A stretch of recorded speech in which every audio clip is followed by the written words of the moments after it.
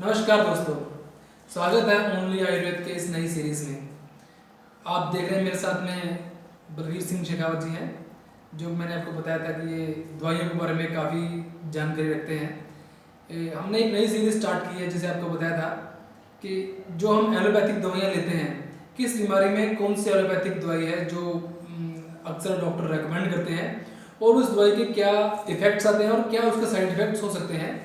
तो ये सीरीज हम शुरू करें। तो आज इसी सीरीज को आगे बढ़ाते हुए आज हम आपके लिए एक बेहद ही महत्वपूर्ण टॉपिक शेयर करने जा रहे हैं। ये शेयर करने से पहले मैं आपसे एक बार रिक्वेस्ट करूंगा कि अगर आपने हमारा ये चैनल सब्सक्राइब नहीं किया है तो इसको ज़रूर सब्सक्राइब कर लें, क्योंकि आपको इसके द्वारा भविष्य में मिलने वाली जानकारियाँ बेहद ही महत्वपूर्ण हैं और आपको हमेशा आप इससे साथ में जुड़े रहेंगे। और हम एक आपको मैं नई खुशखबरी भी देना चाहता हूँ कि बलवीर सिंह जी से मेरी बात हुई है कि हम हफ्ते में या 10 दिन में एक ऐसा लाइव सेशन भी रखा करेंगे जहाँ पर आप अपनी बीमारियों के लिए या अगर आपको किसी चीज़ की दवाई के बारे में जानकारी लेनी है तो आप इनसे वो फ़ोन करके पूछ भी सकते हैं। तो वो भी हम जल्दी शुरू करेंगे, लेकिन सबसे पहले यही कि आप हमारा चैनल सब्सक्राइब जरूर कर लें। तो आइए आज हम एक बहुत ही महत्वपूर्ण बीमारी के बारे में बात करने जा रहे हैं बलवीर जी से। तो उसका सब्जेक्ट है प्रेगनेंसी। प्रेगनेंसी में किन दवाइयों की ज़रूरत पड़ती है और उसमें मेडिकल साइंस क्या कहता है उन दवाइयों के बारे में। तो आइए जान लेते हैं।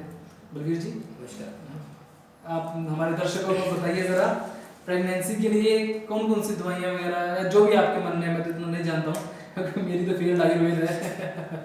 चलिए सर आप बताइए। प्रेगनेंसी में ऐसा है कि देखो अपन कॉमनली जो यूज़ करते हैं प्रेगनेंसी के अंदर 5 चीज़ें जो होती हैं वो हमारे लिए काफ़ी ज़्यादा ज़रूरी होती है। 5 ऐसे विटामिन बोल दो, मिनरल बोल दो, जिनको वो अपने लिए बहुत ज़रूरी होते हैं। जैसे मेन आता है अपना iron, folic acid, vitamin B12 जिसको साइनोकोबालामिन भी बोलते हैं, अच्छा ठीक है, और कैल्शियम और विटामिन D3। ये 5 है जो कॉमनली हर प्रेगनेंसी में ज़रूरी भी होते हैं और इनकी मात्रा सही समय पे, जैसे 9 महीने की प्रेगनेंसी है तो सही समय पे सही मात्रा उपलब्ध होना ज़रूरी हो। तो अपने जो बच्चा पैदा होने वाला होता है उसके लिए, उसके विकास के लिए ये सब चीज़ें काफ़ी ज़्यादा ज़रूरी है। जैसे हम बात करते हैं, पहले सबसे वाइटल है जो सबसे ज़रूरी है, जैसे फॉलिक एसिड, ठीक है। तो फॉलिक एसिड एक तरह का जल में घुलनशील विटामिन है, बी कॉम्प्लेक्स की कैटेगरी में ये आता है, विटामिन बी कॉम्प्लेक्स की कैटेगरी में ये आता है। तो इसका क्या है कि ये प्रेगनेंसी के अंदर बहुत ज़रूरी है। इसकी एक खासियत ये है कि जो लेडीज़ कंसीव करना चाहती है, यानी जिन्होंने प्रेगनेंसी प्लान की है, वो चाहती है कि हम आगे जाके कंसीव करना चाहते हैं, प्रेग्नेंट होना चाहते हैं, तो वो 3 महीने पहले से फॉलिक एसिड खाना शुरू कर सकते हैं। अच्छा, यानी कि मान लो उन्होंने प्लान कर रहे हैं कि हमें बच्चा भी जन्म देना है, 3 महीने उसके 3 महीने पहले से ही फॉलिक एसिड लेना शुरू कर एसिड का ये है। अच्छा, ठीक है, ये जरूरी है। अच्छा, इससे क्या होता है कि वो बच्चे के विकास के लिए काफ़ी ज़्यादा ज़रूरी होता है, क्योंकि मेजोरिटी जो विकास होता है ना, जैसे पहले 4 सप्ताह होते हैं प्रेगनेंसी के, उसके अंदर काफ़ी ज़्यादा हो जाता है, अपन उसको ध्यान भी नहीं दे पाते। 4 सप्ताह का 28 दिन का अपने को पता भी नहीं लगता। उस टाइम अगर फॉलिक एसिड की कमी आ जाती है ना बच्चे में, तो बच्चे का क्या है कि ब्रेन का विकास सही तरीके से नहीं हो पाता। अच्छा, फॉलिक एसिड का मेन रोल होता है कि बच्चे का जो दिमाग, अगर वैसे तो न्यूरल इफेक्ट बोलते हैं, न्यूरल ट्यूबल इफेक्ट बोलते हैं, लेकिन हम सामान्य तौर पे बात करें तो जो उसका दिमाग का विकास है ना, उसके लिए अपने को फॉलिक एसिड की मात्रा जरूरी होती है। कई बार अपन देखते हैं कि बच्चे का जैसे पूरा बच्चा डेवलप हो गया 8-9 महीने बाद में, आखिर में अपने को पता लगता है कि बच्चे के सिर का निर्माण नहीं हो।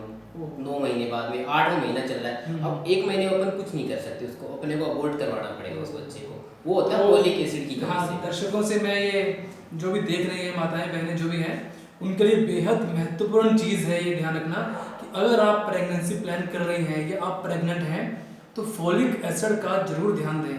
जैसा बलवीर जी ने बताया कि फॉलिक एसिड की कमी के कारण बच्चे का दिमागी विकास नहीं हो पाता है, सिर नहीं बन पाता है, सिर नहीं अपना इतना ये वाला एरिया होगा ना खोपड़ी वाला, तो ये नहीं हो पाता। इनन्सफेलिक बोलते हैं उन बच्चों को, इनन्सफेलिक। अच्छा, इनका मतलब आंखों तक तो उनका निर्माण हो जाएगा, ऊपर का जो खोपड़ी का ढक्कन जिसको बोले ये वाला, ये उनका अपना निर्माण नहीं हो पाता। फिर वो बच्चा किसी तरह से सक्सेसफुल नहीं होगा। अगर वो पैदा भी हो गया तो वो आगे भी जाके अपने लिए समस्या ही खड़ी करेगा। कई बार हम अबॉर्ट ही कराना पड़ेगा, बच्चे देखते हैं कई बार इसको अबॉर्ट ही कराना पड़ेगा। वो होता है फॉलिक एसिड की कमी से, ठीक है। तो फॉलिक एसिड इसलिए वाइटल है। अगर फॉलिक एसिड की मात्रा की बात करते हैं तो 0.4 mg पर डे अपने को प्रेगनेंसी के अंदर इसकी रिक्वायरमेंट होती है। 0.4 mg ये चाहिए। आप ज़्यादा भी ले सकते हो, ठीक है, 1 mg तक इसको ले जा सकते हो, ऐसी कोई बात नहीं, क्योंकि ये वाटर सोल्यूबल विटामिन है।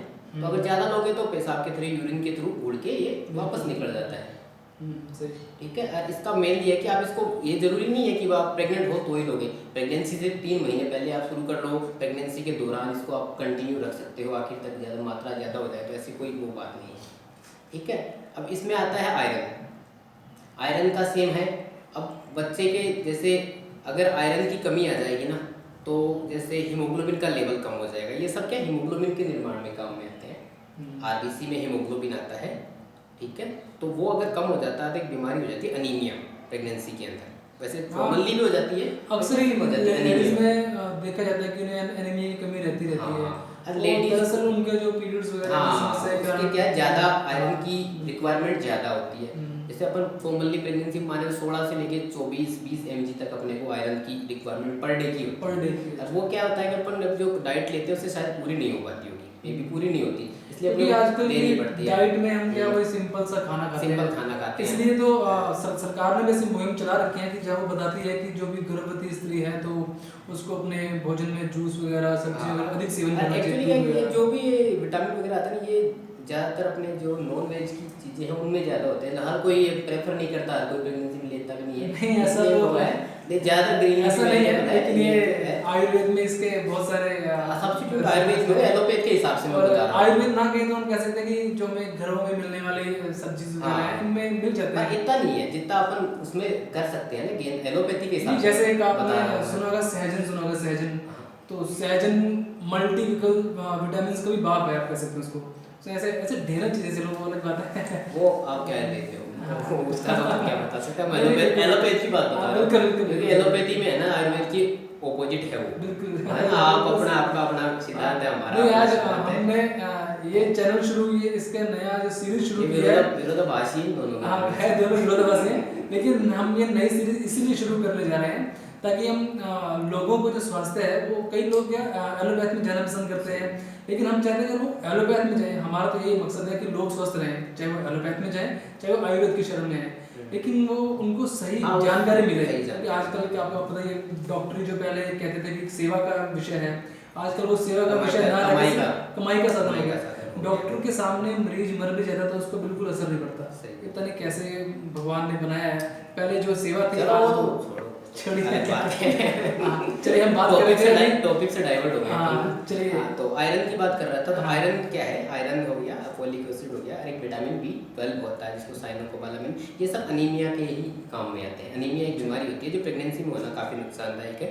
उससे क्या होता है कि जैसे अनीमिक होगी ना, और अपन जानते हैं कि फीमेल को तो मेल की कंपैरिजन में ज़्यादा ब्लड की ज़रूरत होती है। मेंस्ट्रुअल पीरियड जो होता है उनके, उस हिसाब से ज़्यादा उनको ब्लड चाहिए, तो इसलिए ये आयरन उनके लिए ज़रूरी है अनीमिया के लिए। अनीमिया में क्या होता है कि ब्लड HB कम हो जाता है, हीमोग्लोबिन कम हो जाता है। जैसे 11 से नीचे चला जाए, 10 से नीचे चला जाए तो डिफिकल्ट होती है, हाथ पैरों में दर्द होना, चक्कर आना, ठीक है। और कई बार प्री मैच्योर डिलीवरी हो जाती है। प्री मैच्योर टाइम से पहले डिलीवरी हो जाती है। अनीमिया हो गया टाइम से पहले ही, खून की कमी के कारण टाइम से पहले डिलीवरी हो सकती है, टाइम से पहले। और कई बार क्या होता है इमरजेंसी में डिलीवरी होने वाली, ब्लड कम हो जाता है तो उस टाइम काफ़ी डिफिकल्टी जाती है, वो ब्लड ऑपरेट करने में ऑपरेट भी नहीं हो पाएगा। और उससे क्या धड़कन बढ़ जाती है, जैसे खून की कमी हो तो धड़कन बढ़ जाएगी बच्चे की माँ की। हाँ, तो उस टाइम में अगर ऑपरेशन होने वाला होगा तो धड़कन बढ़ी तो वो भी नहीं हो पाएगा, ब्लड प्रेशर बढ़ जाता है। ये सब अनीमिया की वजह से। इसलिए क्या ये 3-4 चीज़ें क्या काफ़ी ज़्यादा ज़रूरी होती है। एक तो iron, folic acid, vitamin B12,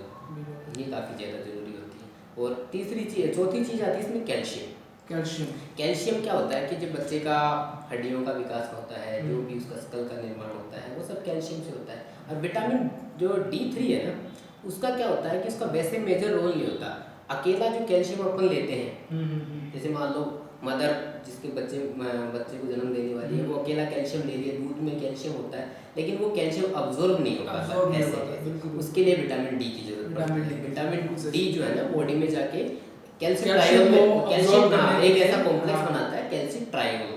तो वो कैल्शिट्रायोल उस कैल्शियम को जोड़ लेता है, फिर वो एक ऐसा कॉम्प्लेक्स बना देता है जो घुल जाता है छोटे आंत में जाकर, फिर वो अब्जॉर्ब हो जाता है। इसलिए अपने को दोनों की मात्रा बराबर रखनी होगी, अकेले कैल्शियम से नहीं होगा, विटामिन D3 और कैल्शियम दोनों से होगा। ये अपने लिए बहुत जरूरी और चीज़ है। इसमें एक चीज़ और भी है कि जो लोग ज़्यादा अधिक कैल्शियम का सेवन करते हैं और वो विटामिन डी नहीं ले पाते हैं तो उनको स्टोन वगैरह की प्रॉब्लम आ जाती है, क्योंकि वो अब्जॉर्ब नहीं होगा ना, कैल्शियम शरीर में एब्जॉर्ब नहीं होता। अब्जॉर्ब नहीं होगा। और आयरन की जैसे साइड इफेक्ट की बात करते हैं, आयरन की जो प्रिपरेशन मैंने बताई है, हाँ। तो इसमें क्या होता है कि एक तो इसको खाने के बाद में लेना होता है, खाना वाना खाएंगे उसके बाद में लेना होता है, खाली पेट का खाली पेट नहीं लेना। हाँ, गैस्ट्रिक डिस्कम्फर्ट कर देगी, पेट में गड़बड़ हो अच्छा, जाएगी, है अच्छा, ना। खाना खाने के बाद लोगे, इससे साइड इफेक्ट से कॉन्स्टिपेशन हो जाता है, और ब्लैक कलर का स्टूल आता है, जो लेटरिन वगैरह आती है ना, वो ब्लैक कलर की आती है इससे, ठीक है, ब्लैक कलर की आती है। और आयरन के साथ अगर अपन विटामिन सी लेना कॉम्बिनेशन के तो बहुत अच्छा रहता है, क्योंकि वो आयरन के एब्जॉर्प्शन को मदद करता है, ज़्यादा से ज़्यादा आयरन अपने शरीर में जाएगा। विटामिन सी या विटामिन सी से रिलेटेड जैसे सिट्रस फ्रूट आ गए अपने, वो ले उसके संतरा ले लिया, वगैरह ये लेंगे तो उसका एब्जॉर्प्शन काफ़ी ज़्यादा होगा, आयरन का ज़्यादा मात्रा में अपने शरीर में वो जा पाएगा। ठीक है, ये चीज़ें होती हैं जो अपने को मेजर ध्यान में तो रखनी है कोमल। आज डॉक्टर कहना चाहिए लेकिन है फार्मासिस्ट, लेकिन इनके ज्ञान बहुत, इनमें ज्ञान है। तो हमारे जो मित्र हैं बलवीर जी, इन्होंने आपको आज बहुत ही बेहद ही महत्वपूर्ण जानकारी सबसे दी है। ज़्यादा आपको फोलिक एसिड पे कंसंट्रेट करना है, क्योंकि ये ऐसी चीज़ है ना, टाइम निकल जाएगा ना तो फिर इसका कोई इलाज नहीं है। हाँ। अगर शुरू से फोलिक एसिड कम हो गया ना, विटामिन B12 का भी हो जाएगा, आयरन का भी चल जाएगा, लेकिन फोलिक एसिड है ना, उसकी मात्रा आपको बराबर रखनी पड़ेगी। ये तो आप सुन लीजिए, ये बहुत ज़रूरी चीज़ है, ये बहुत ज़रूरी, क्योंकि अगर एक बार इसकी कमी होगी ना, अंतिम में जाके 8वां महीना आ गया, आप कुछ नहीं कर पाओगे, आपके पास अबॉर्शन ही है। तो अभी मैं दोबारा कहना चाहूँगा कि जो भी महिलाएं प्रेग्नेंट हैं या प्लान कर रही हैं कंसीव करने हाँ, की, वो 3 महीने पहले से शुरू कर सकती है। हाँ, ऐसा वो इस नहीं है वीडियो कि- को शुरू से एंड तक बहुत अच्छे से देखें। तो इसी के साथ में मैं धन्यवाद देना चाहूँगा बलवीर जी को, और हम दोबारा मिलेंगे आपको एक नए सेशन में नई बीमारी को डिस्कस करते हुए। नमस्कार।